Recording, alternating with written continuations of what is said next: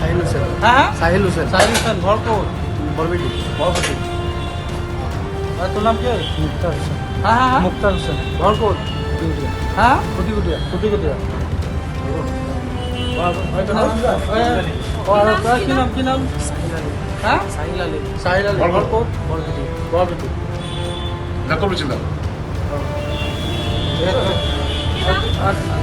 কি নাম? আজাদ হোসেন। হ্যাঁ আজাদ হোসেন। আজহারউদ্দিন, ঘর কোন? ভুয়াপতি। হ্যাঁ ভুয়াপতি। ভুয়াপতি। Thank U. আচ্ছা